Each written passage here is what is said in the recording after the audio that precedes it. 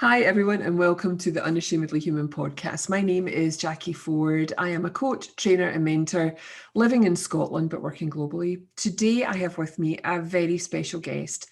My guest is Mia Rosenberg. Mia is one of my mentees, and we've been working quite closely together over the last year and a half.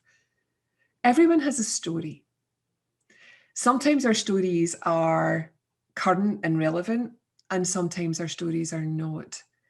And today I am going to speak with Mia about the story she had before she started to transform into the woman that she is now.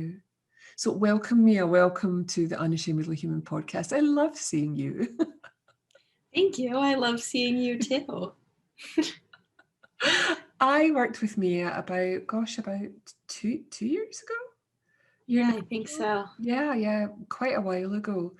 Mia was referred to me by her gorgeous parents because Mia's life wasn't working the way that Mia wanted it to, and as a result of that, there were some behaviours that occurred that were not Mia but had a significant impact in Mia. And I worked with Mia. First of all, we did an intensive together and then some coaching. So, Mia, can you first of all sort of let people know what was going on in your life and sort of what brought you to work with me? And we'll take it from there. Yeah, so I would say when I was probably when I first entered high school is probably when I started to have disordered thoughts about eating. And as a child, I was super overweight. So when I started to lose weight, it was kind of seen as like an accomplishment, so I was praised for it. And I just remember from ninth grade on, people would comment on how good I looked, and it was almost this like addicting feeling of to keep losing weight and watching that number on the scale drop. And yeah, it was good for the first year or so when I got to a healthy weight, and then it kept dropping, and I didn't notice how unhealthy I looked. And people started making comments, and they're my parents told me some things of comments people would say about me, asking if I was sick, if I had Mm. cancer, what was going on with me. And this was over the course of probably 7 years. And yeah, all throughout high school, I would kind of go back and forth, and nothing got too bad until I went to college. And my freshman year is when things started to, my mental health definitely started to decline more than it ever had.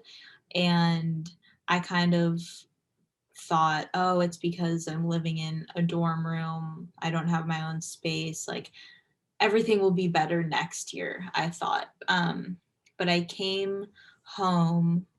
I was that my entire freshman year, I was a complete mess. I would call my parents every single day, crying, telling them how much I hated it.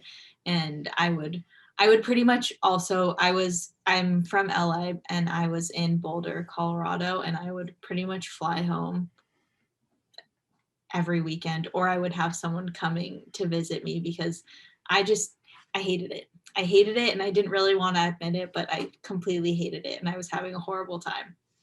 Um, so then I completed my first year, and that summer I came home and I was super, super, super skinny, like sickly. And no one said anything yet. And over the summer, being home, I did get better, I think, just from being in a more familiar place and just feeling more comfortable. So I gained a little bit of weight, and my parents ended up letting me go back to school because they had private conversations about not letting me go back. I had no idea. And so I went back, and I lasted a good 2 months. And then I just remember the weekend that I came home.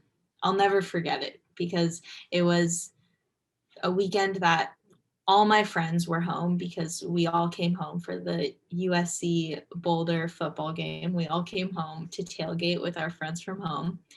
And I was at this point so robotic. I had no emotions left because I was so nutritionally deprived. My brain pretty much didn't work. Every single day I was doing the exact same thing, waking up at the same time, eating at the same time, exercising at the same time. Like I had such a routine, and if I went off my routine, my entire day would be ruined. I would freak out, like just completely break down. And it I didn't notice in the moment because it was just so robotic every single day.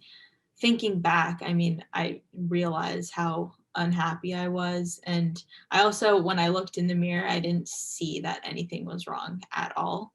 But so I came home that weekend, and I remember I went to the tailgates and I left early because I was like, I'm not even having fun. Like, I don't even want to be here. And I went home, and I don't remember what happened that day, but I went to bed and I woke up and I was supposed to fly back to school the next day.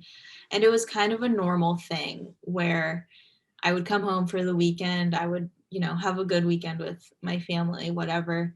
And then Sunday, it would be the morning before my flight. They would call me into their room, sit me down for a talk, and I would be expecting it. I was like, okay, yeah, they're going to tell me I'm too skinny, whatever. And I'm going to go back to school. Everything's going to be the same this time. So they called me into their room. Same thing happened. And I'm just like kind of the typical, like, like whatever. And I was not a nice person, like at all. I was not fun to be around because I wasn't me. And so I go into their room and I would usually just be really like catty about it and not really listen, not say anything, and be like, yeah, whatever. But this time the conversation went on for, I don't even know, hours. I wasn't even packed yet. And this was a little bit before my flight, and the conversation just went on and on. And it was the first time where I kind of accepted that I wasn't capable of making my own decisions for my life at that moment because I was so nutritionally deprived. I kind of realized, like, okay, yeah, my brain is definitely not really working right now. I still didn't really see that I looked unhealthy, but it was a very intense conversation where, my parents were like, you don't see it. And my mom took out a scale and she was like, get on this scale right now. And I was so mad at her in the moment, but I stepped on the scale. I think I was like 93 pounds. I was so unhealthy. And then what really just like set me over the edge was watching my mom cry and just looking at me and saying, I don't want you to die. And that's when it was kind of like, oh, like I could die. So I was like, in that moment, I was in the middle of midterms. I was supposed to go back. Like I had tests on Monday, and I was like, what do I do? Like I didn't know what to do. And my parents were like, just stay home. Don't email any of your teachers yet. Like, we'll figure it out. So I was like, okay. I stayed home.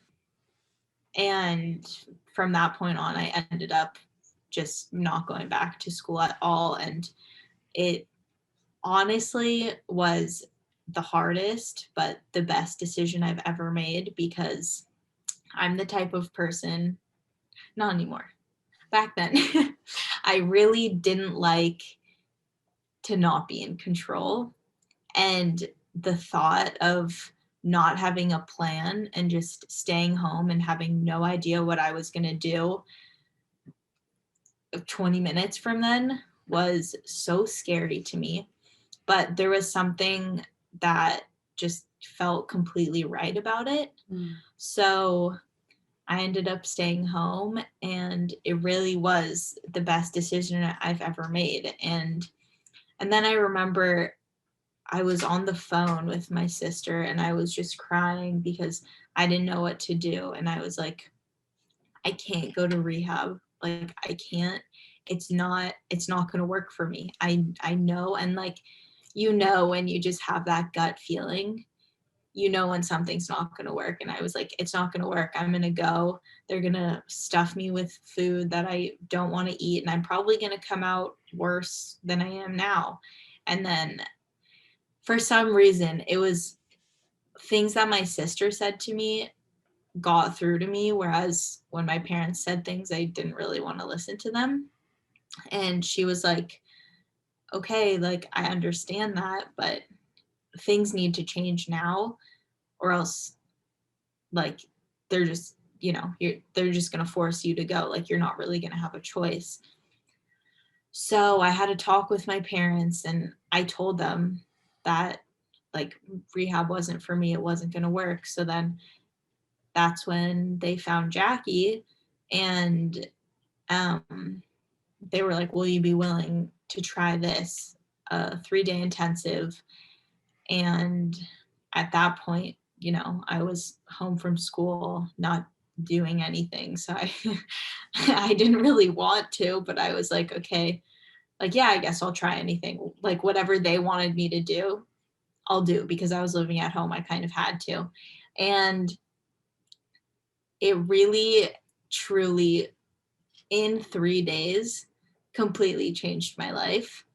And after those 3 days, I've never looked back. Like, it's nobody who hasn't really learned what I've learned. Nobody can really understand, like, how did it happen in 3 days? Like, it doesn't make sense.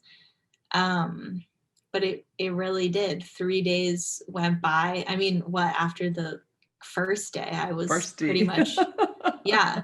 I mean, it truly, and the biggest thing for me was learning that I'm not my thoughts, and I'm going to have, for the rest of my life, and still today, I'm going to have thoughts around anything. But for me, eating, maybe I shouldn't eat that, maybe I shouldn't eat that much, or thoughts like that. But taking a step back and realizing that they're not true, they're not me, I don't have to identify with them. It completely changed my life and changed everything and healed me, I Yeah. would say.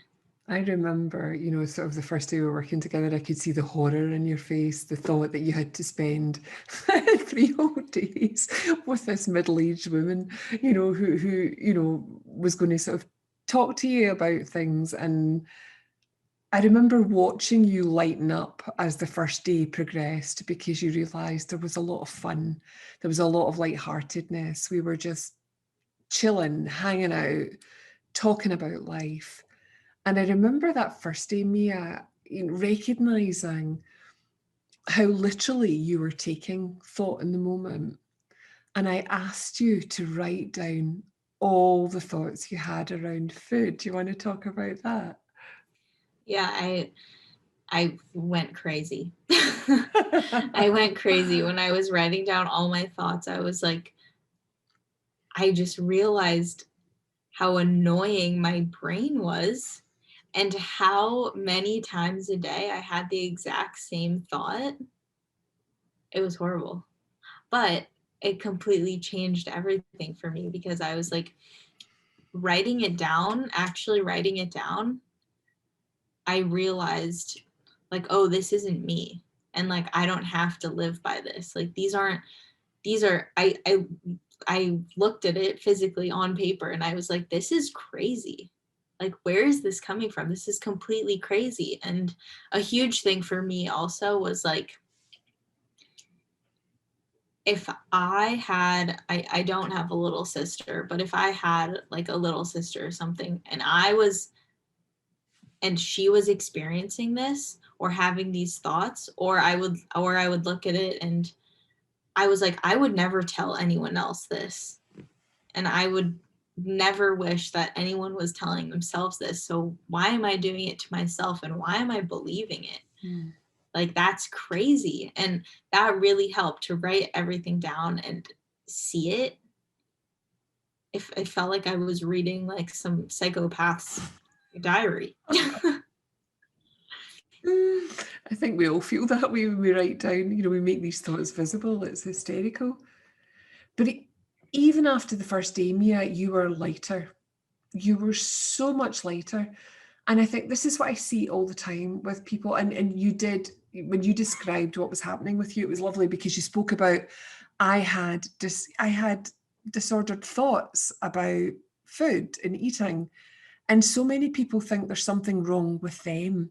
And it's not a personal thing, it's an impersonal thing that you're taking personally.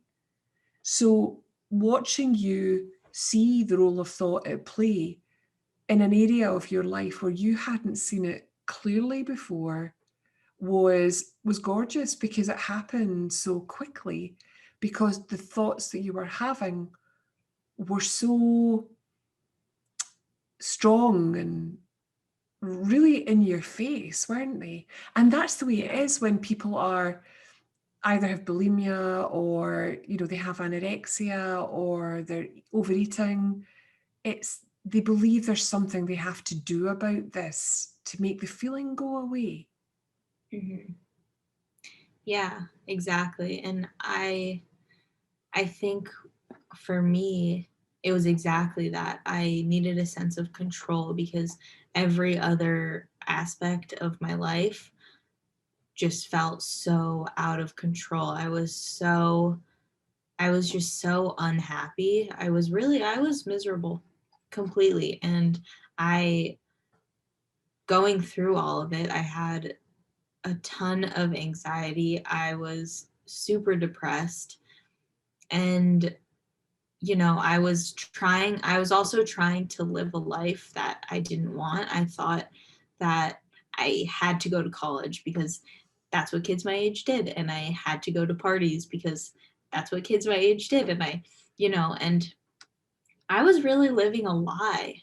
I was lying to myself and trying to like it. And at a certain point, that was really my breaking point. And it was also really hard. And I think that this is important I think a lot of people go through it, because at a certain point, I had to let a lot of people go from my life who I thought were maybe some of my best friends, or I had to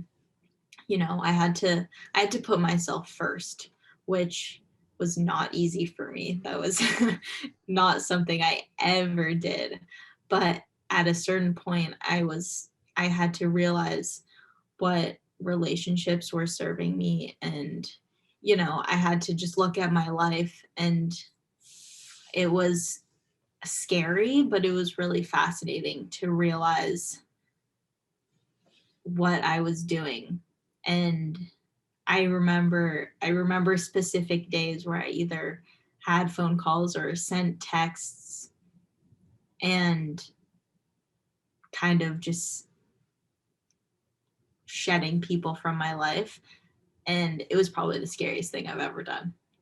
At first, I felt like a horrible person for doing it. And I was like, but then the realization kind of came like, no, why should I be putting myself through torture when it's my life? It's not really affecting other people. It's only affecting me. And that was another big step in taking back control of my own life, because the control freak I was wasn't doing it right. So yeah, it was super interesting to go through all of that and kind of let go of the mental control that I had for so long, that forced me to do a lot of things that I didn't want to do. And yeah, I really went through hell for the last 3 years. Yeah. And But as you I'm, said earlier, Mia, that's you think that's what you're meant to do. You think, sort of society, the media often tell you that this is what's meant to happen. It's a story, it's a concoction. That, as you say, you were living somebody else's life. You weren't living your own. And you knew that at your core, but you didn't know it. So you were living in a feeling that you didn't enjoy.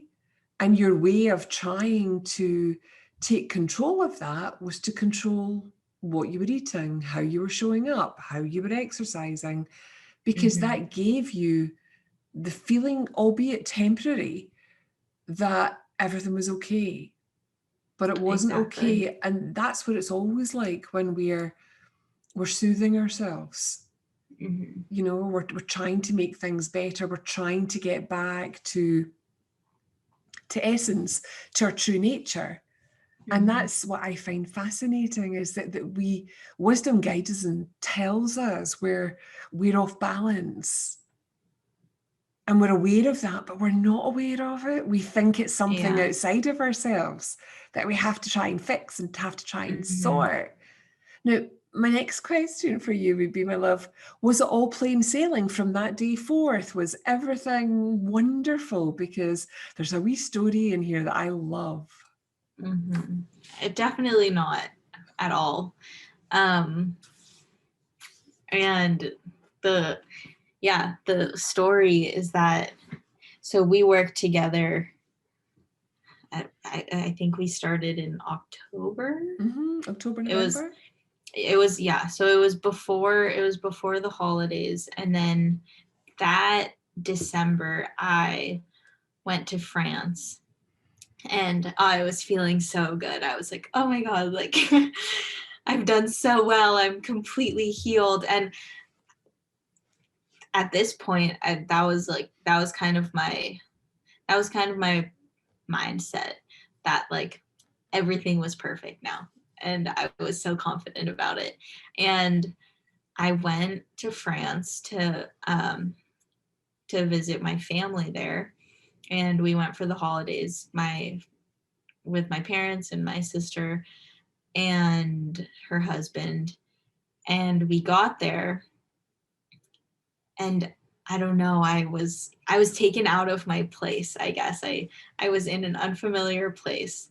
And so I think I was there for 3 weeks, and I lost a lot of weight. And while I was there, I was kind of going back to old tendencies, and but I wasn't really seeing it.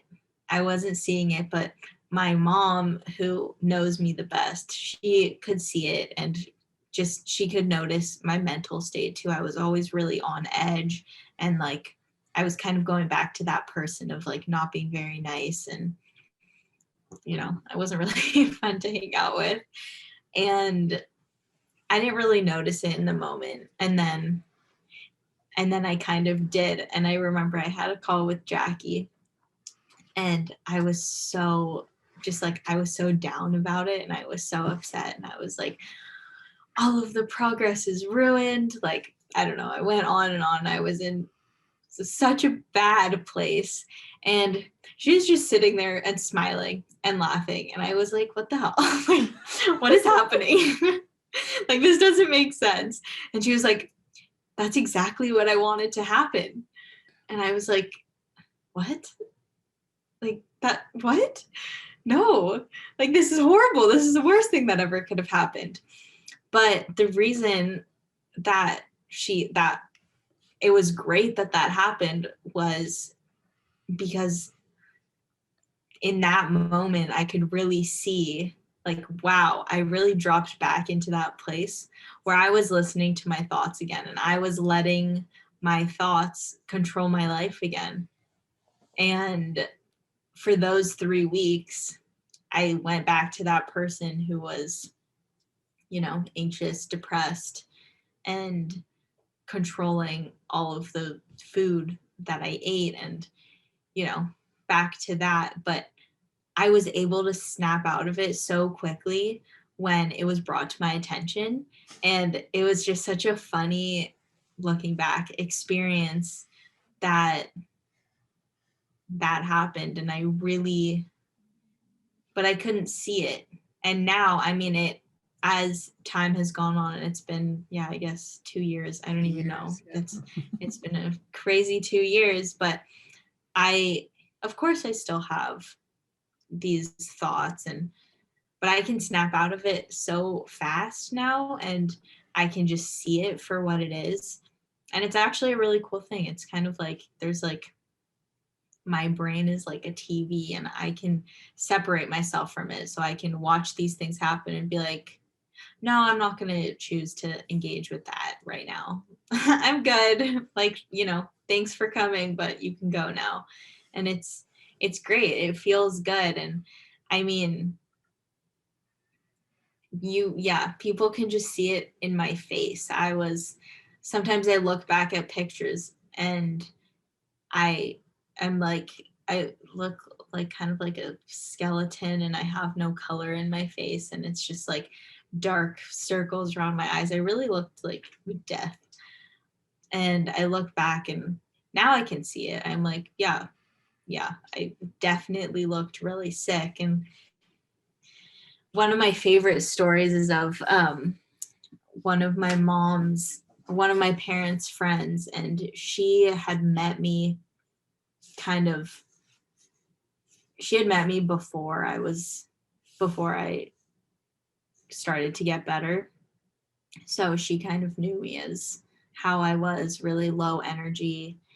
I didn't talk much at all. I was always really irritated. Ellen? Is that Ellen? No, but Ellen too. Ellen also knew me before and after, but this is, I don't know if you know her, Janet. No, I don't know Janet, no. I think that's her name. Now I'm forgetting. That's bad. But I remember we would go to these dinners monthly because my parents were in a program. So it was like my parents and all of their friends. And then I would also go to the dinners because I didn't have anything to do and all my friends were at school. So, but I also secretly liked it. I didn't want to admit that to anyone at the time, but I had a lot of fun, and I like hanging out with older people. But you make it sound like your charity work. No, it was great. But so I would go monthly, and it was right in the middle of everything. So they all knew me as this like kind of low energy. I didn't talk much. I was just always aggravated. I just seemed like a typical, like I was 20. Mm-hmm. I think I was 20, but I seemed like a 13-year-old who was like pissed off at her parents all the time, like going through puberty. But so that's how they knew me. And then one time at dinner, everyone was there, and this was after my 3-day intensive, and I was like, I was just feeling really good. And is that her name, Janet? Now whatever, we're gonna call her Janet. I'm pretty sure that's her name. And she came in, she was a little bit late, so everyone was already there. And now I'm kind of forgetting. I was talking about something that I had learned, or I think I was just sharing a little bit of my story. And I looked over, and she was just crying. And she looked at me, and she was like, she had never heard me talk that much, first of all.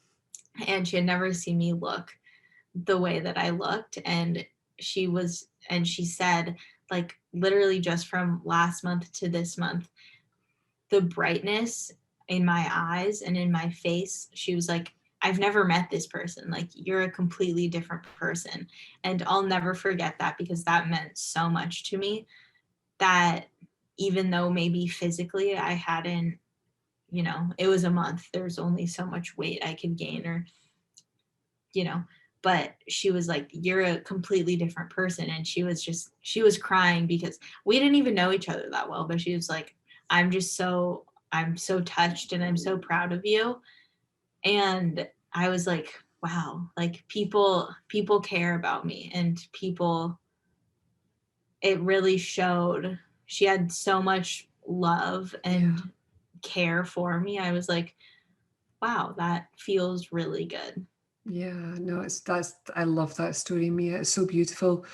And the other lovely thing about that is that woman was studying the principles at the time. Mm-hmm. So she got to see the principles in action. There was a physical difference in you, there was a spiritual difference in you, there was an energetic difference in you. And what I love about this, Mia, and working with people is we don't even have to talk about the thing that has brought people to me in the first place. Mm-hmm. How often did we talk about anything to do with anorexia or food in our 3-day intensive? Barely at all. Yeah. Like, yeah. It's just not important. What's important is that at the time you find out that everything that was going on was completely innocent. Everything that was happening was just a misunderstanding, an innocent misunderstanding. It's important that you knew that you weren't broken, and I wasn't going to try and fix you. I was just going to try and make you giggle and teach you a few things about, sort of what I know about life and, my nature, my true nature, and to talk to you about how other people that I've worked with have had these similar bumps in the road as they've looked to try to fix, because that's what they thought they had to do. They had to fix their anorexia or fix their bulimia or fix their overeating. When in fact, all they had to do was noticing how they were constructing their reality in each and every moment. And I loved earlier when you said that thing about just noticing it. That was enough. Noticing the writing meant then that you were noticing your thoughts, so you were not the thought. You Mm-hmm. got that Exactly. distance. And then when you went on vacation to France, you were the thought. You became the thought again. And I'm not going to apologize for laughing, because I just thought that it was one of the most wonderful things you could ever have told me. Because as when we're wakening up to how our psycho-spiritual nature works, how we work as human beings, it's incredibly important for me that people see that we always have the potential to go back there. Always. We're only ever one thought away from whatever it was, Yeah. that bothered us in the first place. But being able to sort of to go back into that space again and to grump about it. And I bet even although you were grumping about it, somewhere inside of you, you were still seeing something, but you were Mm-hmm. frustrated because you thought it would have all gone away. Yeah, exactly. And that was the best lesson that I could have had, to go back and experience it again. It was so important Hmm. to be able to come out of it again and realize, like, oh, yeah, it was just a little bump in the road. And Absolutely. it didn't mean anything. Not at all. Could you imagine if you came and told me that and I was really serious? Like it was a Horrible. Everything. We need to start over. but that's the joy, now I'm listening to your lightness about it all, this sort of light-hearted feeling about it, and there's laughter and there's joy, and I love that you recognize that everything that's happened to you has been part of your journey, Mia, and there's so much richness in that, that there's no need for any kind of, shame or feeling bad about anything, because through that you found your true course, what you're Yeah. meant to be doing. You might not have it all figured out yet. I mean, hell, I'm still trying to figure, or let the universe tell me what I'm meant to be doing. But you're in life and you're doing things and you're learning and you're writing a Mm-hmm. book about Yeah. your experience. Yeah. I'm doing things now that are so much more meaningful in my life than I ever was before. And I'm really, leaving school was the best decision I've ever made, because I was taking classes that I didn't care about at all. I genuinely don't even remember the classes that I took because I was so checked out that I could not tell you one thing that I learned. But now I left school.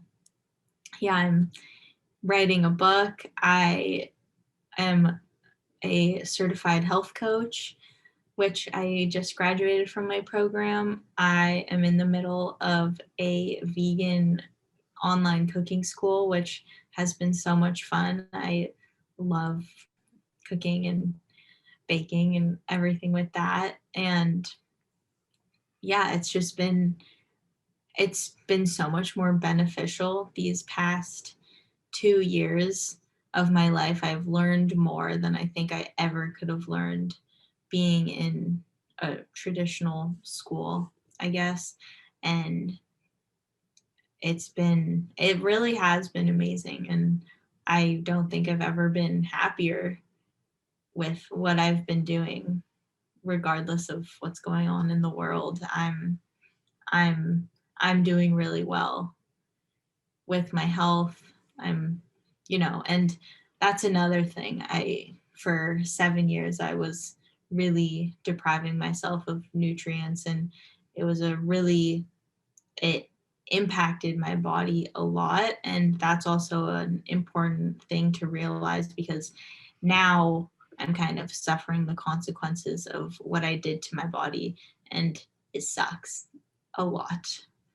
But I'm, I am learning a lot about the body, and it's really fascinating. And yeah, I'm going through a lot of digestive issues and stomach issues and a lot. And some days it's really hard, and some days I just am really over it and done dealing with it and in a really bad mood. But I'm I'm still at a much better place than I've ever been, and it's every day is a new learning experience, and I'm slowly figuring everything out. But that's, it's an important piece of the puzzle is, in the moment, obviously you don't know what you're doing to your body, and there is a lot of things that I'm dealing with now. But it's all getting better, and I'm finally figuring things out, and it's good. I'm in a really good place right now, and it's amazing. And yeah, after going through what I went through, all I want to do is help other people. It's super. That's why, like what we were saying before, I don't regret anything that has happened. And I think I'm thankful for it, because it brought me to where I am now, and I'm at a place where I can help other people, and I can share my story. And hopefully, if I help one person, that's enough for me.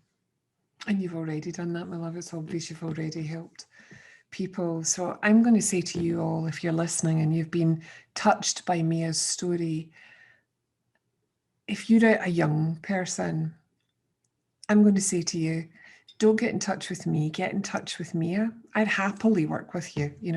That's not a problem. I just love Mia's energy, and I would love if there's anybody listening to this out there who has some innocent misunderstanding about their thoughts around food and eating, to get in touch with Mia. I'll put her details on the show notes, because there's something about speaking to someone who has had a recent experience and a recent transformation where lots of what they're saying is new and fresh, and they're still dealing with what's going on in their particular life, that I believe is of huge benefit. Mia will guide you. She'll guide you to a space where you will understand more and more about your own true nature, not the person you think you are, but the person that you actually are. Mia has been one of my most favourite mentees and people to work with, and she has come so far. And she recognises that every time that something happens in her life is an opportunity for growth. So she knows that everything's not always going to be 100%, and she's okay with that. Sometimes she's not, but aren't we all, until we recognise the truth of what's actually going on? So if you are between the ages of 18 or 14 and 30, and you have any experience of anorexia, bulimia, anxiety, depression, please get in touch with Mia. Book a call with her. See if she's your coach. She's a certified health coach. She's fully trained in the principles understanding. And she has this wealth of personal experience that will really, really help you. So Mia, thank you so much for being a guest in the Unashamedly Human podcast. We've been trying to do this for forever, but we just never get around to it for some reason. Well, thank you for having me. Oh, you're welcome. I'm happy we finally got to do it. Yeah, I'm happy too, my darling.